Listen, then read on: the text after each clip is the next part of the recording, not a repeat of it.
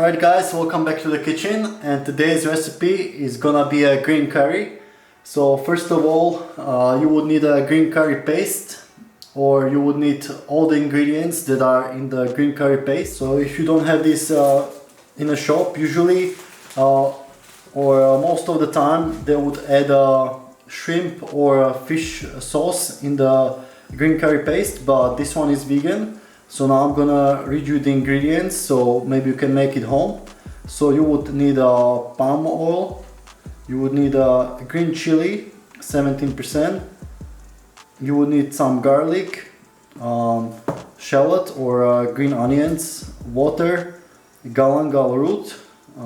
Galangal root is really hard to find. You would have to go to some Asian store, but I think that's what makes the green curry taste like a green curry. You would also need lemongrass, which is also impossible to find in Europe unless you have these Asian stores. So that's why I'm telling you to buy the green curry paste. Then you have salt, sugar, ginger, curcuma. So I think they're using a peel from the lime. Next we have a seed and also a root from coriander. Next we have the kaffir lime leaf, which is I think also pretty hard to find. So these are all Thai ingredients, which in Thailand you would get easily, but in Europe they're not so common. Finally we have cumin at the end. So you can try to make this paste at home from the ingredients I told you, but I think it will be pretty hard, or you can just add these ingredients one by one as you make in the curry. But here we're gonna start with chopping up 2 onions and about 4 cloves of garlic.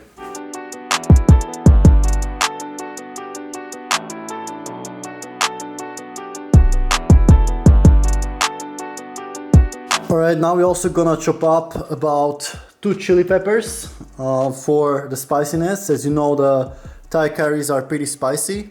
So if you don't want it to be too spicy, you're gonna remove the seeds. And if you want it to be more spicy, you can leave the seeds. So we're gonna remove the seeds for now.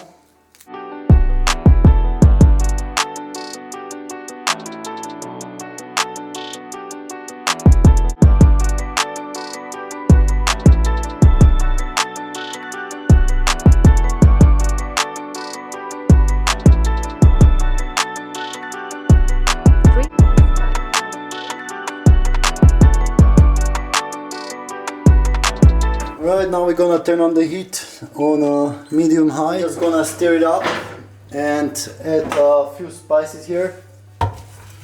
So you wanna dry saute it, you don't need any oil. You can add some soy sauce once it starts sticking to the bottom too much. But at this time you're gonna add some of your spices.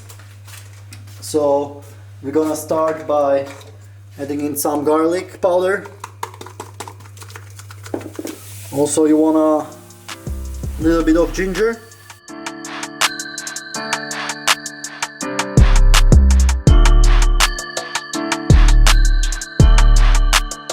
Next you're gonna add a little bit of thyme, pinch of rosemary, some green onions, a little bit of vegeta, some oregano, a little bit of chili flakes, a little bit of coriander,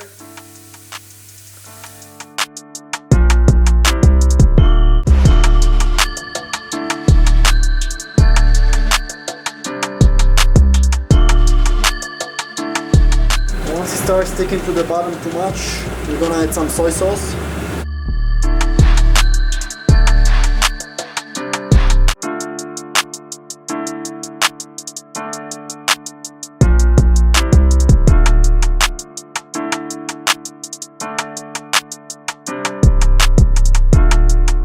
Alright, once we saute our onions a bit, we're gonna chop up some mushrooms. So we have wild mushrooms here, but you can use any kind of mushrooms.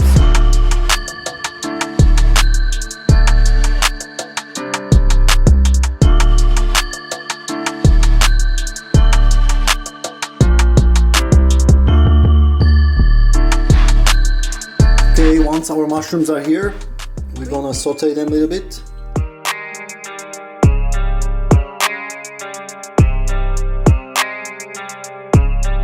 Alright, next we have here about 5 medium-sized carrots. So now we're just gonna cut them up and put them with the mushrooms.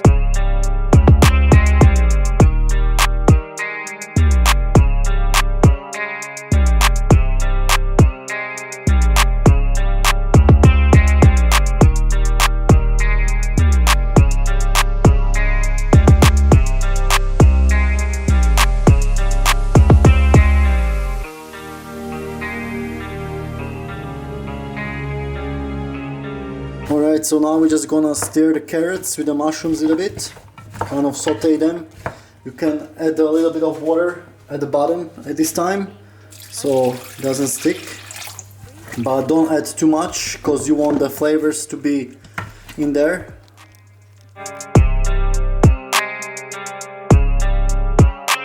Alright, so now we have here about 5 medium-sized potatoes, so we're gonna peel them and chop them up as well.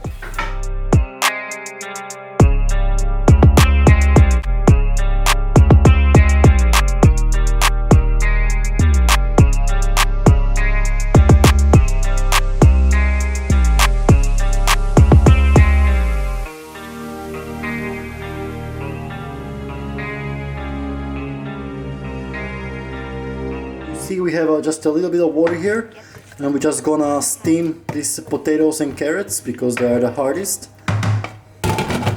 Alright, the next ingredient we have here is the Brussels sprouts. We have also broccoli and a Swiss chard. We're gonna start with peeling of the Brussels sprouts.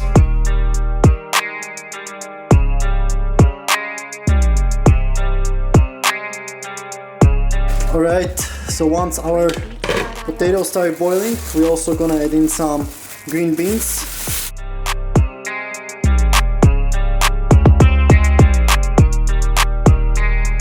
At this point we're gonna add a little bit more water. But don't add too much water because it will dilute the flavor of green curry. You wanna add just enough water so the green beans get steamed. And again, let it simmer.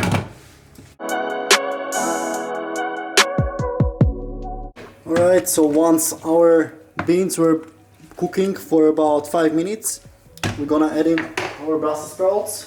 So I have here some basil and parsley. So you don't have to use the same vegetables as we're using. You can use any other ones, but the best is to use something green because it's a green curry.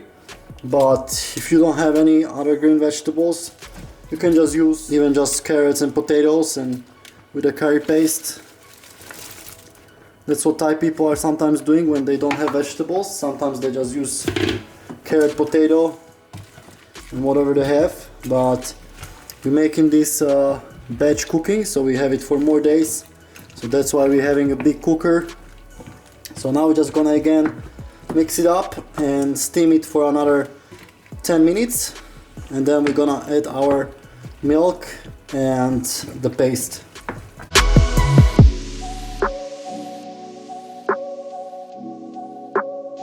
Right, so while our other vegetables are cooking, I'm washing and chopping up some Swiss chard. So again, it's up to you what vegetables you're using, but this is what we have. Still, even now in the beginning of December.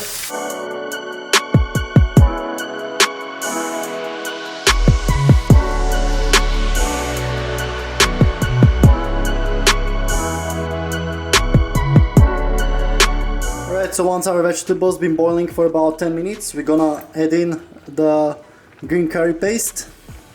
So you wanna put the paste on a few different places. Maybe add half first. Now mix it up a little bit. So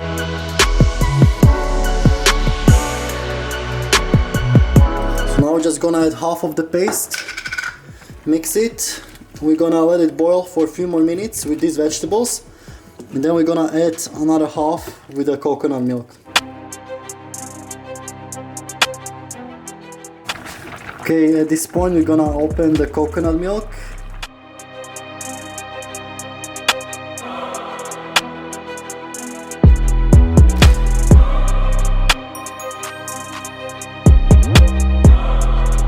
Okay, now we're gonna also add the rest of the vegetables. So this Swiss chard is gonna get much smaller. Just have to let it cook a little bit in here.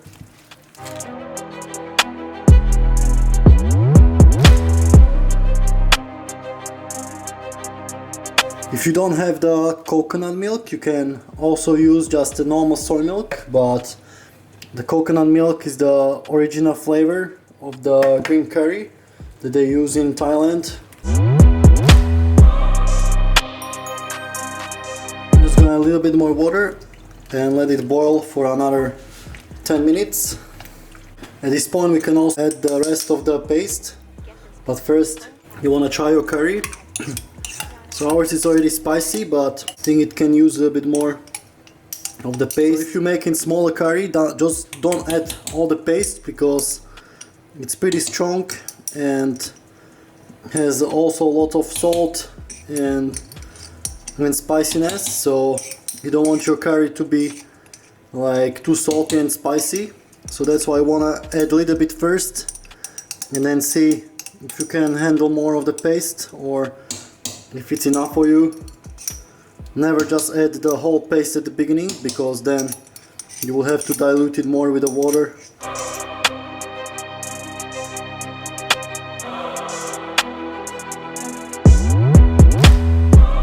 And again, taste it for the saltiness.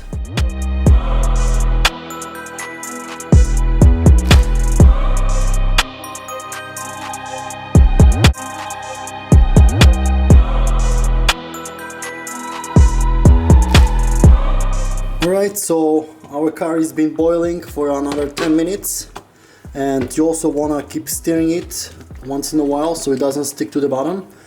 So you can see we have a nice consistency here. Again, you want to give it another taste test. I think ours is pretty on point. I know Thai people make their curries extremely salty. I always have to mix mine with so much rice, and they also make it extremely spicy, like so spicy that you can't even like eat it by itself. After each bite they add like half of the chili powder in there, but ours is not that spicy, but it still has that spiciness. And now we want to taste all the vegetables if they are ready, especially the vegetables that you put last, like we put this Swiss chard. Yeah, I think it's all about done. So now I'm just gonna turn it off and cover it again so it just keeps kind of infusing the flavor together, and that's the curry done.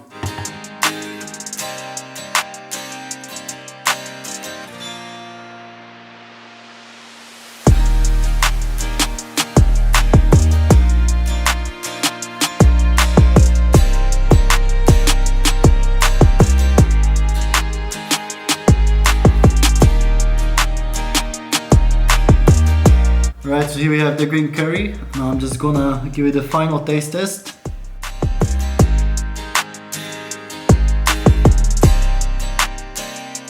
Lots of good flavor. It's not like you would get in Thailand, because they make it in a really small portions, and they just use 100% coconut milk without adding any water, and they just use like half a carrot and half a potato and a few pieces of broccoli or something. So there is not much vegetables, it's mostly just coconut milk with lots of this green curry paste and other spices, so it's not much about vegetables. So Thai people don't eat that much vegetables, they just mostly eat these spices, but we make it with more vegetables. So ours is it still tastes like a green curry and it's still really delicious, and it's even healthier because you're not getting that concentrated coconut milk. So definitely give a green curry a go in making it, and I hope you're looking forward to more videos like this one, and as always, keep cooking and keep gardening.